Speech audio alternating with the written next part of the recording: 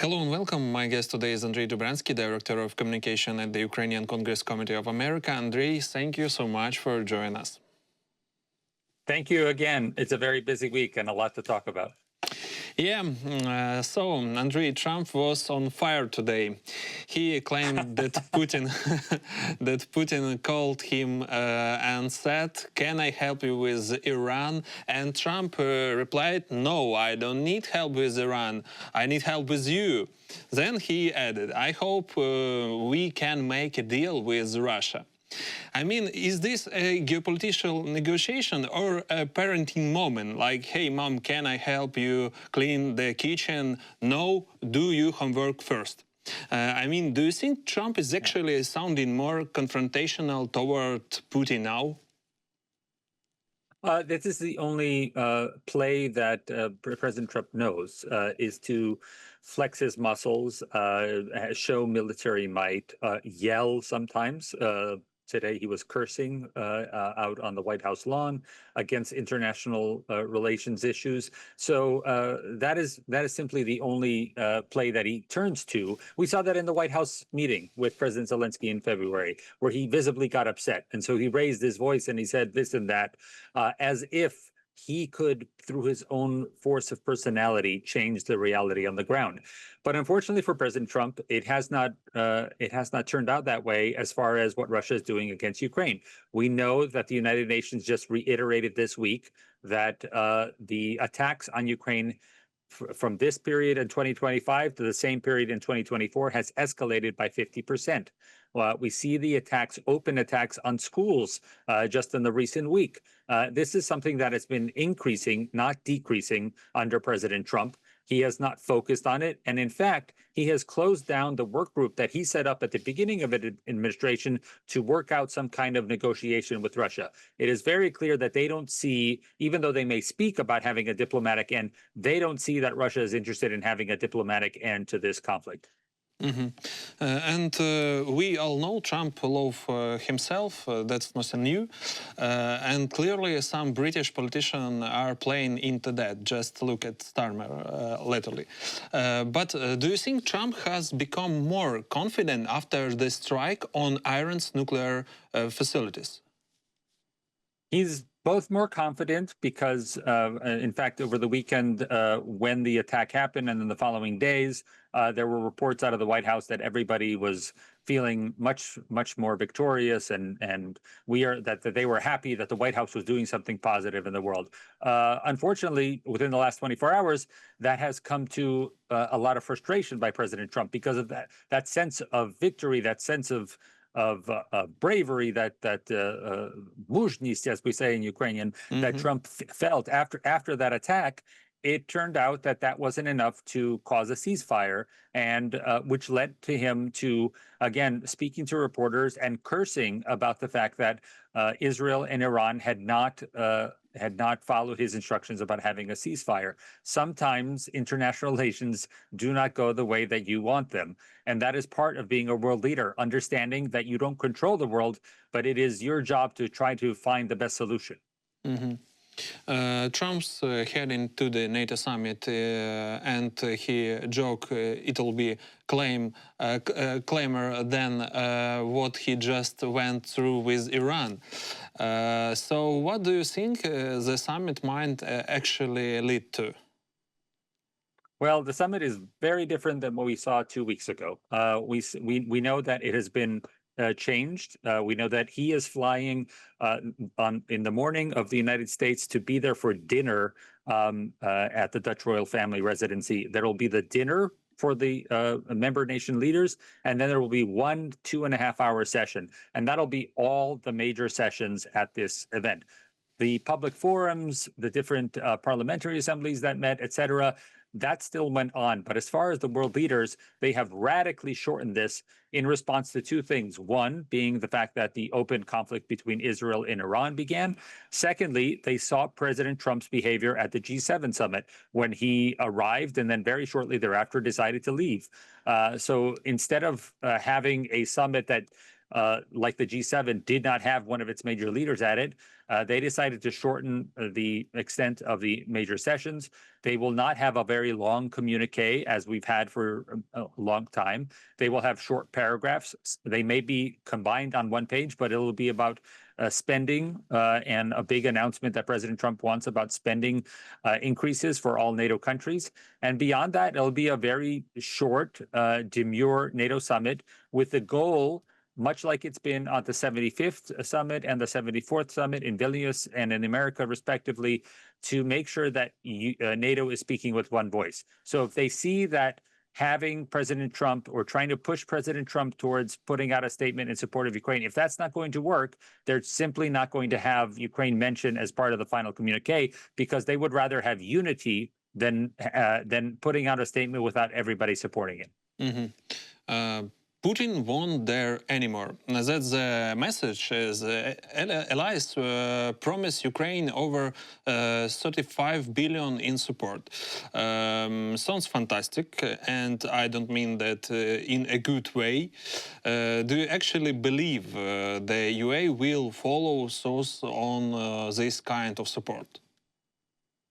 I think we are turning a very, very big ship around in the water. And this is the analogy we've used for a lot of European events, particularly when people ask me, why did the color revolution start in Georgia and not Ukraine? Why did things, well, and when you have a smaller population, it's easier to make changes. Ukraine was a bigger boat, so it took longer time for a popular movement against autocracy, against corruption to rise up. And similarly, it takes a long time for all of these NATO allies to finally wake up and realize what the priorities are. So the Baltic countries have been screaming, the Polish, Ukraine, other countries in the area have been screaming at the West to wake up and understand that Russia is attacking you. It is doing cyber attacks. It is poisoning you. Do not fall for their trap of cheap gas and cheap oil. And just this week, we heard that Chancellor Merz of Germany came out and said we were wrong. We should have listened to our allies. And so the boat is slowly turning in the direction, not just with his words, but we've already seen all the promises of all these different nations promising to support Ukraine, promising to increase their defense production. And once we get on that direction, once the boat has turned, it'll take just as long to turn the boat back around if it were to stop. So that's the good thing about this. Once you have this large alliance start to increase defense production, start to take defense of its territory and its allies seriously, it is much harder than to change it back than it were if it hadn't changed. So. Mm-hmm. And one more thing, NATO's Secretary General said that Trump has moved the war in Ukraine off dead center, but also that peace is still a long way off. I mean, what is he talking about? Did Trump really move the war with a couple of posts on Truth Social? No, I mean, what's happening in the Middle East, what's happening in Russia, as the Secretary General of NATO mentioned at the opening of the summit, it's all connected. So you cannot just deal, as President Trump likes to, with the war in the Middle East without addressing Russia. And he also cannot deal with the war in Russia without dealing what Iran is doing and how Iran has influenced this. I would also like to bring up the fact that North Korea is very much involved in this. And as President Zelensky said, a whole host of allied nations, so you don't have to look at China products, but products from the United States, Europe, even Taiwan have been used in arms against Ukraine. So it really needs to be an across the board dealing with this problem. You don't just move one war, you need to deal with the entire issue. And I really think that in the coming year, unfortunately not today, but in the coming year, we will see this alliance between Iran, Russia, and North Korea specifically flourish even more. We just heard the announcement earlier this week that North Korea plans to start developing Shaheds within North Korean territory.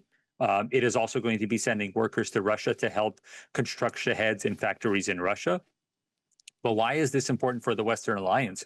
because up until now, we have been helping Ukraine protect itself in some ways, not in the way we would like to cover the sky, but we have been sending anti drone and anti missile technology to help protect Ukraine, even though there aren't that many Westerners there.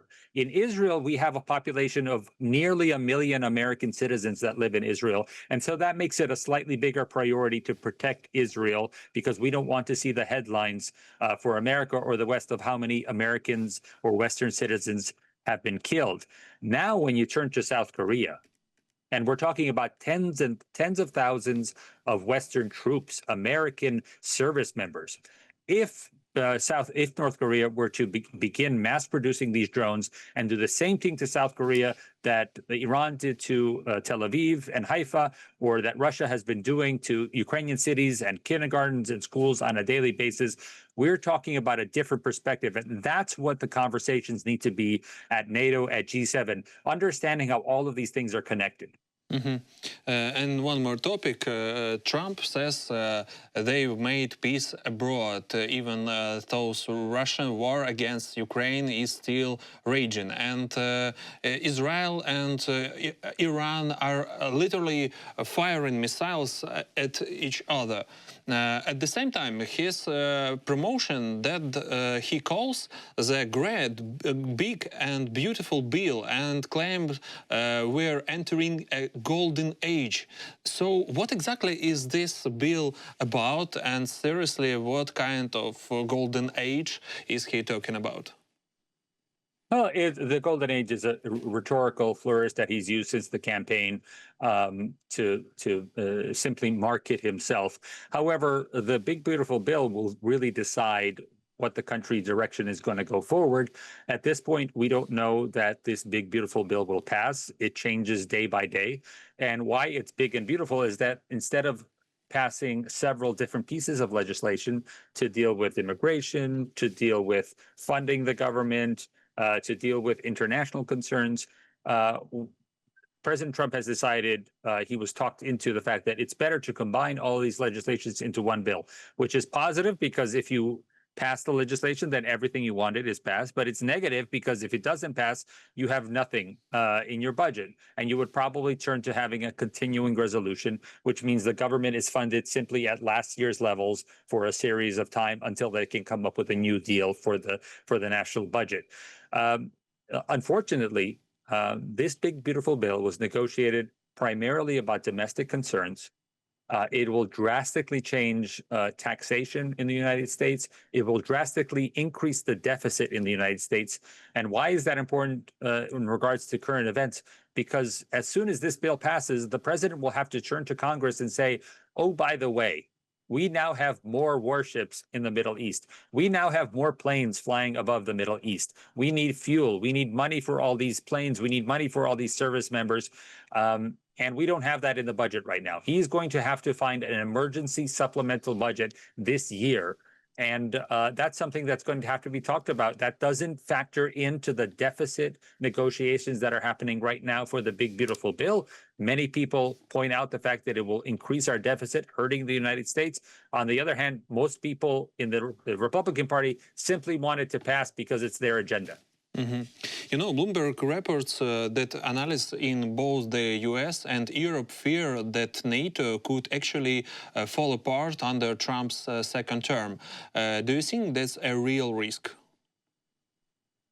I think it's more of a risk in the first term with his rhetoric, but why it's less of a risk now is that the other members of the NATO alliance are prepared. They are experienced with Trump. And so we saw that today with the press conference of President Zelensky, with Ursula von der Leyen, Mark Rutte. We see that Europe is standing together. And I really believe that the first 75 years of NATO, where we saw that America was in the lead, is going to be changing to a different 75 years, where Europe will be in the lead of NATO. And even if the United States changes its stance with NATO and does less international deployments with NATO, I still believe that NATO will be the foremost military alliance in the world, and it will simply be led by a different coalition of people. According to the Financial Times, Germany and Italy are considering moving their gold reserve out of US vaults. In other words, they want their gold back. But will Trump actually give it to them? Is this just about repatriation, or does it signal a deeper shift in global trust and power? It's not just global trust, but power. It is true that the European nations are now seeing the fact that they will now become a stronger military power as a combined unit, whether it's NATO or a separate EU army, et cetera. They will be stronger by themselves and not as reliant on the United States militarily. They also, therefore, do not want to be reliant on the dollar as the dominant currency in the world, and specifically the United States Treasury bill. So investment in the United States has always been the gold standard around the world. And investment in U.S. debt means that you will always get back your money. It will not collapse, and it is fiscally stable. We've seen over the past 15 years that the United States debt isn't that stable. It's fluctuating much more than it has in the past. Its credit rating has been reduced. It's not. It's only been reduced from an A+ to an A or an A-, but still it has been reduced, and that opens the door for those who have argued for European Treasury bills, for Europe to sell its debt or investment in Europe as being more stable, perhaps. And we see that in investment in European military factories, military firms. That we see Eurosat, how the stocks for Eurosat are skyrocketing, with more people doubting the effectiveness or the stability of Starlink in the future. So Europe is really taking the opportunity to rethink how the global order is, and perhaps if they're building up their strategic military assets, they should also think about their economic assets as well. Andrij, thank you for joining us. It was a real pleasure to see you again and hear your perspective. All right, thank you, and until next time. Yeah.